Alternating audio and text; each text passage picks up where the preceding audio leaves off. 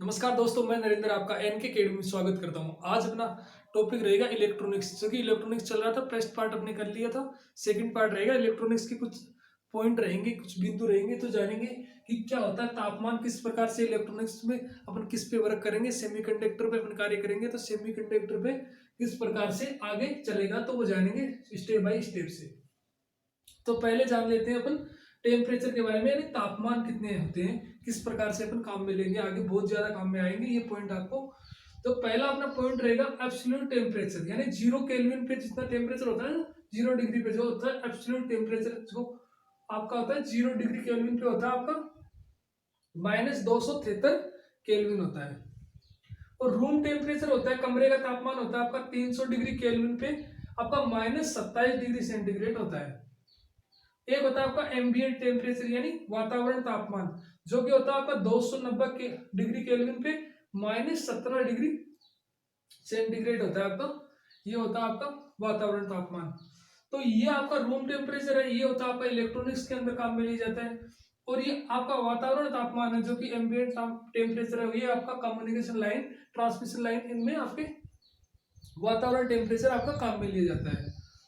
तो ये हो गया आपके टेम्परेचर। अब दूसरा नेक्स्ट बिंदु है अपना थर्मल वोल्टेज। ये थर्मल वोल्टेज क्या होता है जानते हैं?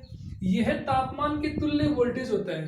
तापमान के तुल्य यानी तापमान के अंदर जितना वोल्टेज होता है वो वोल्टेज होता है आपका थर्मल वोल्टेज, या जिसको वीटी से डिनोट करते हैं, वीटी से दर्शाते हैं। यानी थर्मल वोल्टेज बराबर टी अपॉन 11,600, यानी टी यानी तापमान, डिग्री केल्विन के अंदर आपका होता है तापमान।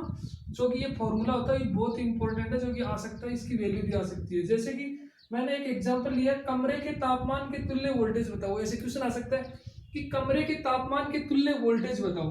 तो वीटी बराबर, अपन को पता है कमरे का तापमान कितना होता है, 300 डिग्री केल्विन। और ये आपका 11,600 आपका यहाँ से ले लिया, तो यहाँ से आएगा आपका 26 मिली एम्पियर, यानी आपके लगभग 26 मिली एम्पियर के लगभग आएगा। अपना नेक्स्ट बिंदु रहेगा अपना इलेक्ट्रॉन वोल्ट। इलेक्ट्रॉन वोल्ट किसको कहते हैं जानते हैं? इलेक्ट्रॉन वोल्ट आज तक सुना था, लेकिन जानेंगे अच्छे से कि इलेक्ट्रॉन वोल्ट क्या होता है। यह इलेक्ट्रॉनिक्स में ऊर्जा की इकाई होती है। इलेक्ट्रॉनिक्स के अंदर अपन ऊर्जा जहां पे भी डिनोट करते हैं उसकी इकाई होती है आपकी इलेक्ट्रॉन वोल्ट। जैसे एक इलेक्ट्रॉन वोल्ट बराबर होती है 1.6 इंटू 10⁻19 जूल, यानी एक इलेक्ट्रॉन वोल्ट बराबर 1.6 गुणा 10⁻−19 जूल आपकी होती है।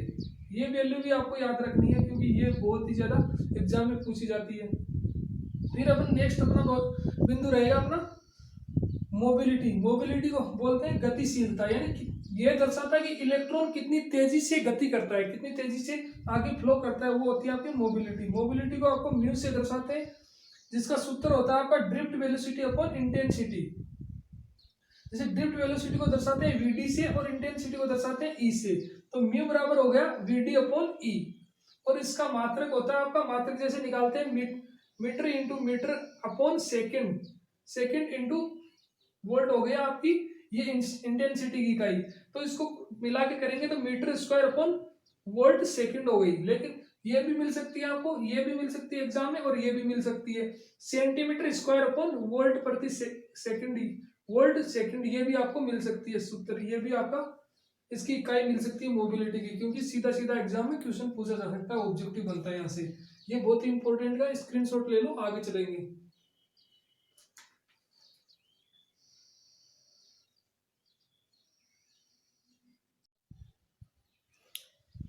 अब देखते हैं कि मोबिलिटी ज्यादा होने पे क्या फर्क पड़ता है। और मोबिलिटी जान लिया आपने, मोबिलिटी जान लिया था कि मोबिलिटी क्या होती है, गतिशीलता। यानी मोबिलिटी ज्यादा होने का मतलब होता है कंडक्टिविटी, यानी चालकता भी ज्यादा होगी।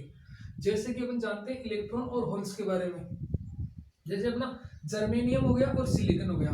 तो इलेक्ट्रॉन की ऐसे सीधा सीधा क्वेश्चन आता है कि इलेक्ट्रॉन की जर्मेनियम के प्रति आपकी मोबिलिटी कितनी होती है, तो वो होती है 3800 सेंटीमीटर स्क्वायर अपॉन बटे वोल्ट प्रति वोल्ट सेकंड।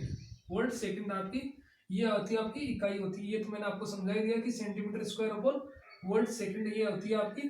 ये तो आपकी मोबिलिटी का मात्रक होता है, और ये हो गई आपकी इसकी जर्मेनियम की इलेक्ट्रॉन होते हैं।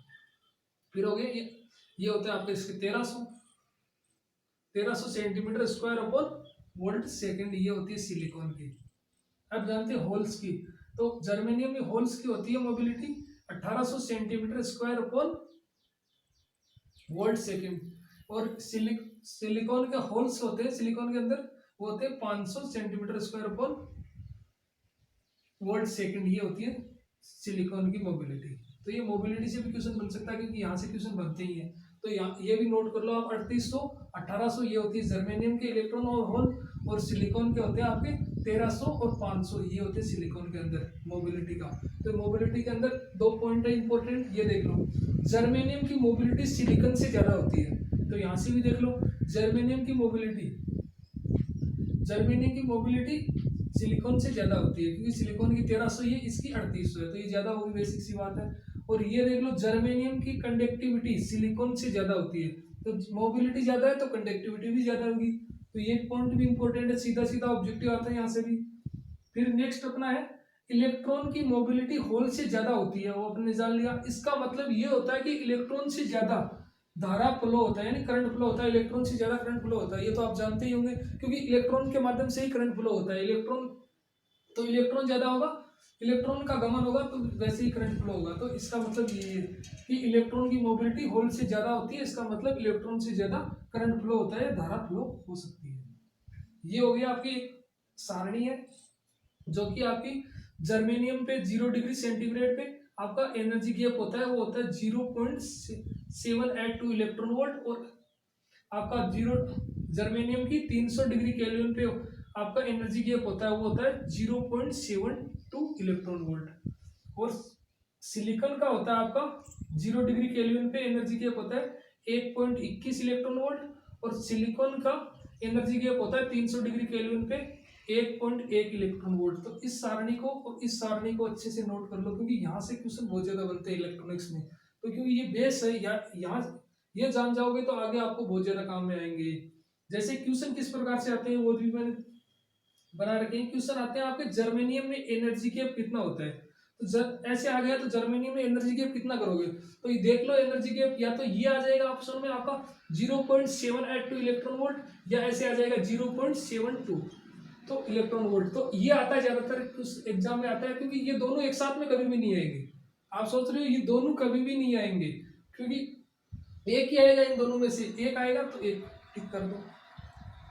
जैसे क्वेश्चन आएगा ऐसे आ सकता है 0 डिग्री केल्विन पे सिलिकॉन की एनर्जी गैप कितना होगा, तो वो होगा 1.21 इलेक्ट्रॉन वोल्ट, क्योंकि अब ये नहीं कर सकते 1.1 इलेक्ट्रॉन वोल्ट नहीं कर सकते, क्योंकि 0 डिग्री पे पूछा है, 0 डिग्री केल्विन पे पूछा, तो 0 डिग्री केल्विन पे होता है 1.21 इलेक्ट्रॉन वोल्ट सिलिकॉन का। तो ये होता है क्वेश्चन पूछने का तरीका।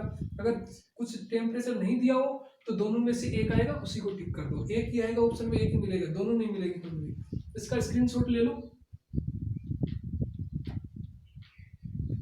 तो आज के लिए इतना ही। थैंक यू दोस्तों, अगर वीडियो अच्छा लगे तो लाइक एंड शेयर जरूर।